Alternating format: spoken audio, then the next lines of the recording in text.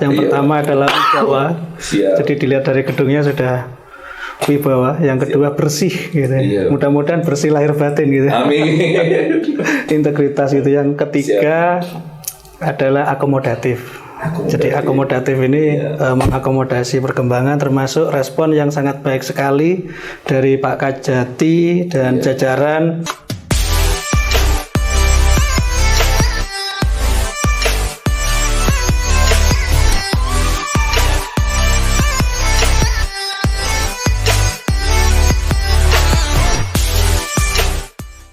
Assalamualaikum warahmatullahi wabarakatuh. Kali ini kita kembali ke Jaksa, yaitu podcastnya Kejaksaan Tinggi Jawa Barat. Kali ini kita kedatangan tamu spesial untuk membahas terkait dengan FGD. Bincang-bincang sedikit dengan bintang tamu kita kali ini. Kita langsung saja ke Pak Budi dan Pak Rijal. Assalamualaikum Pak. Waalaikumsalam warahmatullahi wabarakatuh. Pak, sedikit ini dari kami, khususnya Kejati Jabar, terkait dengan FGD dulu Pak ya. Ini dari Mahkamah Agung, apakah ada pembahasan khusus nih Pak, terkait dengan RJ ya Pak ya? Terima kasih Pak. Kami dari tim peneliti Puslitbang Kumdil Mahkamah Agung mengadakan penelitian lapangan, diantaranya adalah daerah sampelnya adalah Jawa Barat, di mana salah satu sampel lokasi kantor Kejaksaan Tinggi Jawa Barat dan juga dari Kejaksaan Negeri Bandung.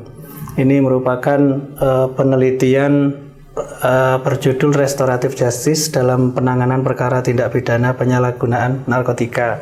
Kita ketahui di Kejaksaan ada Pedoman Kejaksaan nomor 18 tahun 2021, sedangkan di Mahkamah Agung ada SK Dirjen Badilum tahun 2020. Nah, ini kita mencoba meneliti terkait dengan implementasinya di tataran kejaksaan, restoratifnya seperti apa, kemudian implementasi pelimpahan perkara yang berhasil atau tidak berhasil direstoratifkan ke pengadilan seperti apa. Nah, ini kita hendak mendalami berapa perkara yang sudah berhasil dinyatakan atau ditetapkan restoratif justice-nya, kemudian berapa yang masih belum dan apa saja kendalanya.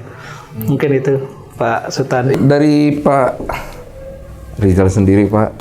Ya, kebetulan memang saya masuk diajak oleh teman-teman Puslitbang Kumdil Mahkamah Agung untuk ikut membantu melakukan penelitian ini dalam rangka memetakan praktek keadilan restoratif di beberapa lembaga penegak hukum. Harapannya nanti akan ada naskah akademik dan berujung pada peraturan Mahkamah Agung tentang keadilan restoratif dalam kasus narkotika. Memang harus kita akui keadilan restoratif dalam tindak pidana dewasa ini kan cukup baru ya. Bahkan di KUHP juga nggak ada itu sebenarnya.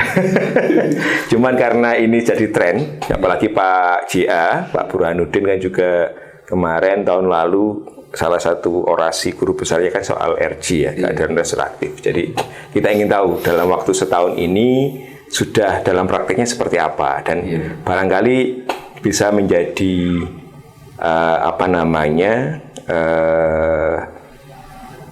salah satu bahan dalam menyusun perma tentang keadilan restoratif ini. Harapannya tidak hanya perma ya, kalau saya sebagai akademisi ya ke depan ada perubahan lebih menyeluruh terhadap undang-undang narkotika dan termasuk KUHP yang lebih mengakomodir prinsip keadilan restoratif. Termasuk KUHP tadi Pak ya, memang sampai sekarang aturan-aturan itu terkait dengan aturan hukum yang memang terus berjalan, kehidupan kita juga mengikuti ya Pak.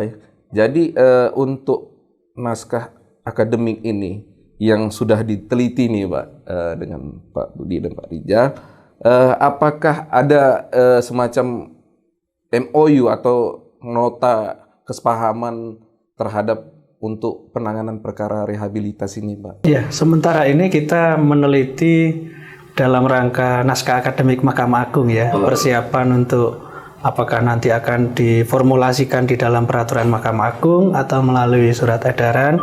Tetapi kalau misalnya tadi masukan dari Pak Farizal akan dinaikkan misalnya peraturan bersama, sebetulnya kan ada yang tahun 2014 ya. 2014 terkait dengan rehabilitasi, tetapi tidak secara spesifik mengatur tentang restoratif justice-nya. Nah, ini yang kemudian perlu disamakan persepsinya terkait teknis pelaksanaan kewenangan restoratif justice dalam rangka pelaksanaan rehabilitasi. Mungkin itu. Iya, kebetulan tahun lalu hingga awal tahun ini saya diminta oleh Silk itu lembaga donor dari Belanda untuk membantu Kumham mengedraft MOU atau peraturan bersama tentang keadilan restoratif. Tapi bukan narkotik, yang Perma ini kan soal narkotik khusus ya. Karena memang belum ada kesepahaman antar aparat penegak hukum ya dalam criminal justice system itu tentang bagaimana proses keadilan restoratif. Beda dengan di kasus anak, kan sudah ada undang-undang SPPA. Ya. Jadi kalau misalkan mau melakukan restorasi, pemulihan korban, itu kan jaksa nggak sendiri. Dia bisa minta tolong pembimbing kemasyarakatan untuk melihat dan peksosnya pekerja sosial untuk memastikan bahwa anak ini ketika didiversi aman. Tapi dalam kasus tindak pidana dewasa kan nggak ada. Di Perja pun nggak ada, karena Perja jangkauannya kan hanya mengikat jaksa. Perpol juga sama, mengikat polisi saja, tidak bisa mengikat jaksa. Idealnya memang undang-undang, Mas. Undang-undang memang idealnya. Tapi sebelum undang-undang itu ada kan perlu ada inisiasi kecil ya, termasuk riset-riset seperti ini. Saya rasa sangat menarik ini Pak, terkait dengan khusus narkotika Pak, yang memang paling banyak itu di kalangan netizen yang lain katanya narkotika itu untuk rehabilitasi ini yang kaya saja Pak ya. Tapi yang memang kurang mampu itu tidak katanya. Makanya ada revisi-revisi seperti SOP yang memang harus dikeluarkan. Saya rasa itu baik buat kita semua ya Pak ya, karena tujuan kita kan untuk rasa keadilan di masyarakat. Jadi khususnya di Kejati Jawa Barat Pak, kasus yang memang sedang diteliti dari Bapak-bapak sekalian, kasusnya kasus yang mana Pak? Kira-kira bisa disampaikan Pak, sedikit aja Pak. Ya, sejauh yang kami dapatkan tadi, untuk yang penanganan berdasarkan pedoman 18/2021 itu tentang RG narkotik itu belum ada di Jawa Barat dan di Bandung. Di Bandung masih mau ada tadi, karena menurut keterangan teman-teman kejaksaan, kendalanya ada di beberapa hal ya, termasuk ketersediaan tempat rehab, tempat rehab. Yang kata Pak Kajati tadi, Pak Asep baru diresmikan hari Jumat Pak, hari Jumat baru diresmikan. Lalu artinya saya kira ini kalau memang itu jadi, itu akan ini saya juga hanya mengutip ya, saya nggak tahu pelaksananya seperti apa nanti, tapi setidaknya harapannya teman-teman Kejaksaan Tinggi Jawa Barat dengan adanya rumah rehabilitasi adiaksa itu bisa mengatasi teman-teman atau masyarakat miskin yang tidak bisa membayar biaya rehab, karena rehab itu kan bayar ya, dan anggaran negara belum mengcover itu masalahnya. Jadi ke depan barangkali ini akan kita lihat apakah bisa menjadi percontohan yang akan diikuti oleh banyak daerah lain atau seperti apa, kita belum tahu. Tapi apakah ini kunjungan yang pertama Pak di Jawa Barat terhadap penelitian ini Pak? Ini lokasi wilayah pertama ya, nanti kami minggu depan di Yogyakarta, kemudian minggu depannya lagi Surabaya, Bali, dan Semarang. Oh, berarti mobile ya Pak ya, seluruh wilayah Pak ya. Jadi harapan kita ini Pak untuk khususnya Kejati Jawa Barat Pak, 3 kata Pak sebelum kita akhiri Pak. Kira-kira Saya ya. Iya Pak. 3 kata. Siap.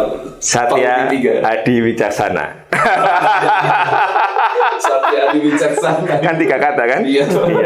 Karena selama ini kan yang lebih menonjol Satya.